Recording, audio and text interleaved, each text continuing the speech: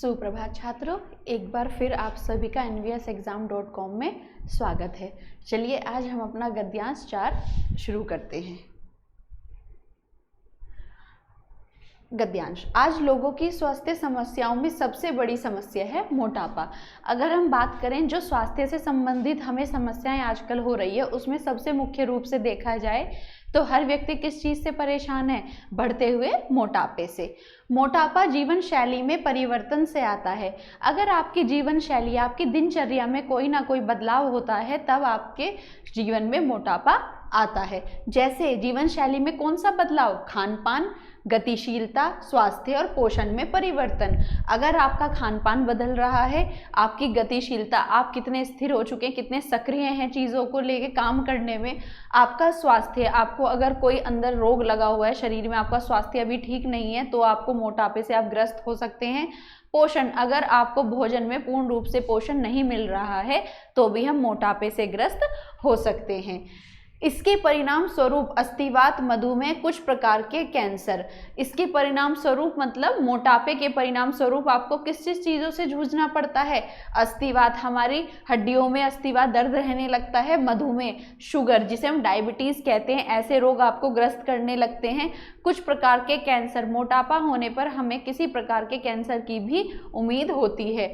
दिल के रोग, जैसे आपको पता है चलने फिरने पर सांस का फूलना, हमारे शरीर को पर्याप्त ऑक्सीजन ना मिलना, और निम्न आत्मसम्मान या अवसाद, और हमें अपना आत्मसम्मान, सेल्फ रेस्पेक्ट, जैसे हम मोटापा हमें ग्रस्त करने लगता है तो हम लोगों से मिलने जुलने से डरने लगते हैं, तो हमारे शरीर में निम्न आत्मसम्मान की भी कमी आती है। अवसाद, हम डिप्रेशन के शिकार होते चले जाते हैं, हमें जो है किसी से मिलना जुलना या डिप्रेस्ड होने लगते हैं, अवसाद की कंडीशन बनने लगती है। जैसे रोग हो सकते हैं, इसलिए हमें शारीरिक रूप से सक्रिय रहकर, हमें अपने शरीर को हष्ट-पुष्ट चुस्त रखकर, सक्रिय रहकर और उचित मात्रा में कार्बोहाइड्रेट, प्रोटीन, वसा और रेशे, ये सब क्या है? हमारे भोजन है। जैसे हम गेहूं, चावल, फल ये सब खाते हैं तो उससे हमें कार्बोहाइड्रेट प्राप्त होता है।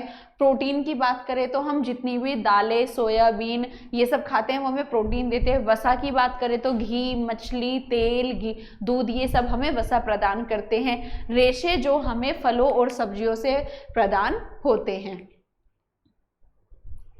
विटामिन जो हमें फल सब्जियों से प्राप्त होता है मिनिमम मात्रा में। खनिज लवण भी हमें फल सब्जियों से पोषण प्राप्त होता है।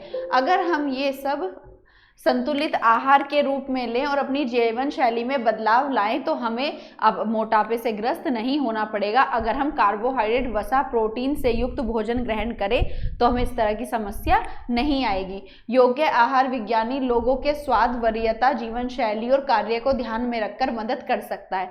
अगर आपको मोटापाग्रस्त हो रहे तो आपकी मदद कौन कर सकता है? एक आहार विज्ञानी, जो क्या होते हैं? न्यूट्रिनिस्ट होते हैं, जो हमें ये बताते हैं कि व्यक्ति को अपने शरीर के हिसाब से किस प्रकार का भोजन लेना चाहिए। ध्यान में रखकर वो आपकी जीवन शैली को वरीयता देते हुए, आपके स्वाद को वरीयता नहीं, वो आपकी जीवन शैली की, आप किस प्रकार का कार्य करते हैं उसके साथ आपकी मदद कर सकता है। तो ये छात्रों आपका एक मोटापे के ऊपर छोटा सा गद्यांश था। अब हम इसके प्रश्नों को देखेंगे।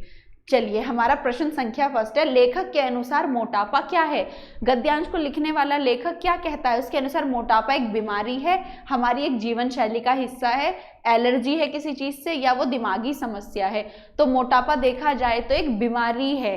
तो मोटापा लेखक के अनुसार अगर देखा जाए तो मोटापा क्या है? एक बीमारी है जिससे आज हर अगला व्यक्ति जूझ रहा है। तो हमारा इसमें उत्तर ए सही होता है। हम उसे अपनी OMR, जो हमें संग्रहित OMR शीट दी जाएगी, उसमें हम ए पर सर्कल करेंगे। सेकंड, निम्नलिखित में से किन में मोटापा कम करने की संभावना है? हमें लगता है कि किन में कम मोटापा की संभावना होगी। हमारे पास A, B, C, D 4 हमारे ऑप्शन है। इसमें हमें ये देखना है कि किन लोगों में मोटापा कम रहने की संभावना है। जो होटल रेस्टोरेंटों में भोजन करते हैं, जो होटल और रेस्टोरेंट में बाहर तला भुना वसा युक्त भोजन करते हैं, उनमें ऐसा तो हो नहीं सकता, वसा खाने से तो हमें मोटापा आता है। जो कार्यालयों में देर तक काम करते हैं, अगर हम कार्यालयों में सही पोषण का ध्यान नहीं रखते हुए बैठकर ज़्यादा देर तक काम करते हैं तो हमें मोटापाग्रस्त हो सकता है, तो इसमें भी कम रहने की संभावना नहीं है। जो वातानुकूलित वातावरण में रहते हैं, जो ज़्यादा वातानुकूलित मतलब जो AC में रहता है और वहीं आराम करता है, चलता फिरता नहीं है, तो उसमें भी मोटापा मोटापा होने की पूरी संभावना है। खिलाड़ी जो बहुत खेलते हैं, हाँ यहाँ पर मोटा कम रहने की संभावना है। क्यों? क्योंकि खिलाड़ी एक तो अपने शरीर के प्रति क्या है, सक्रिय हैं, और वो उचित समय पर भरपूर व्यायाम करते हैं। तो इसमें हमारा कम रहने की संभावना किसमें है? हमारे ऑप्शन नंबर डी में। हम इसे गोलाकार करेंगे और हमारा ऑप्शन नंबर डी यहाँ पर सही है। अगला प्रश्न देखते हैं। कार्बोहाइड्रेट, प्रोटीन, विटामिन और खनिज ये सभी प्रकार हैं किसके? अभी हमने बताया था हमें एक संतुलित आहार लेना चाहिए जो किससे युक्त हो? कार्बोहाइड्रेट से, प्रोटीन से, विटामिन, खनिज से। तो क्या ये दवाएं हैं? नहीं, ये भोजन है। रसायन, ये किसी प्रकार का कोई केमिकल नहीं है, रसायन नहीं है। ये बलवर्धक दवा, ये कोई बल देने वाली दवाएं भी नहीं है, ये हमारा क्या है? भोजन है। तो हमारा यहाँ पर उत्तर क्या हुआ? उत्तर सी हमारा यहाँ सही है। ठीक है, अगला प्रश्न देखते हैं छात्रों। लेखक लोगों को अपनी जीवन शैली बदलने का परामर्श देता है। यह तब बदली जा सकती है जब लोग, लेखक बोलता है कि आपको अपनी जीवन शैली में बदलाव लाना चाहिए। जीवन शैली मतलब आपके दैनिक जो दिनचर्या है उसमें बदलाव लाने की वो सलाह देता है। ये हम किस प्रकार बदल सकते हैं लेखक के कहने पर? शहरों से गांव की ओर आ जाएं, हम शहर को त्याग दें और गांव की ओर आ जाएं तो हमारा मोटापा कम हो जाएगा। ये बात उचित नहीं है।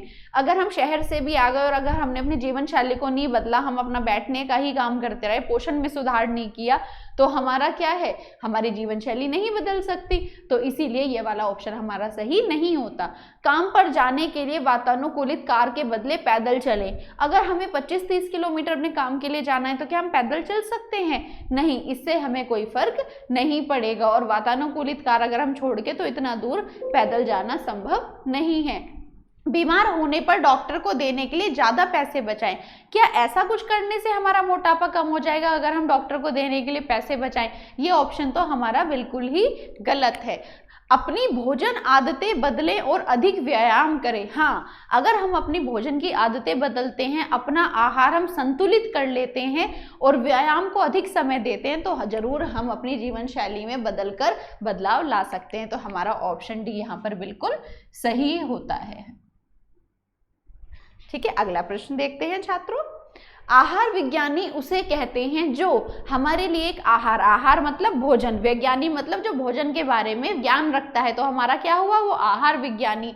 वो क्या उसे कहते हैं, क्या करता है वो ऐसा? वजन घटाने के लिए उपयुक्त व्यायाम सिखाता है? नहीं, व्यायाम सिखाने का काम वे आहार विज्ञानी का नहीं है। वो जिम ट्रेनर होते हैं। हमें परामर्श देता है कि हम किस प्रकार का भोजन करें। वो क्या करेगा? अभी हमारा ऑप्शन बी उचित जा रहा है। आहार विज्ञानी हम उसे कहते हैं जो हमें सलाह देता है कि हमें अपने दैनिक कार्य, अपने कार्य के हिसाब से किस प्रकार का भोजन करना चाहिए। लेकिन अभी हम अपने सी और डी ऑप्शन को भी पढ़ेंगे। हमें कभी भी जल्दी से हड़बड़ाहट में उत्तर नहीं लगाना है। अनेक रोगों का इलाज करता है। आहार विज्ञानी का काम एक डॉक्टर का नहीं होता, वो इलाज नहीं करता। इलाज करने के लिए डॉक्टर होते हैं। वजन कम करने वाले लोगों के लिए अलग से भोजन बनाता है। वह भोजन पकाता नहीं है, वह भोजन किस प्रकार का लेना है उसका परामर्श देता है, उस चीज की सलाह देते हैं, वो हमारे आहार विज्ञानी होते हैं। तो हमारा यहाँ पर उचित उत्तर है उत्तर नंबर ऑप्शन नंबर बी। तो हमारा यहाँ पर ऑप्शन हुआ बी। तो छात्रों, ये गद्यांश के आपके 5 प्रश्न थे जिसका हमने गद्यांश पढ़कर उत्तर दिया गद्यांश के अनुसार। अब देखते हैं आज का सुविचार। शिक्षा और मेहनत एक जैसी सुनहरी चाबी होती हैं जो बंद भाग्य के दरवाजे खोल देती हैं। अगर आप मानते हैं कि हमारे भाग्य में कुछ अच्छा नहीं मिल रहा तो हमें कौन 2 चीजें, वो ऐसी कौन सी 2 सुनहरी चाबी हैं जो आपके भाग्य को बदल सकती है? आपकी प्राप्त की गई शिक्षा और आपकी के द्वारा की गई मेहनत। तो ये दोनों ऐसी सुनहरी चाबी है जो हर व्यक्ति के भाग्य के दरवाजे खोल सकती है, उसके भाग्य को सुनहरा कर सकती हैं। धन्यवाद। हम अपनी नई वीडियो में मिलेंगे। Thank you and have a nice day.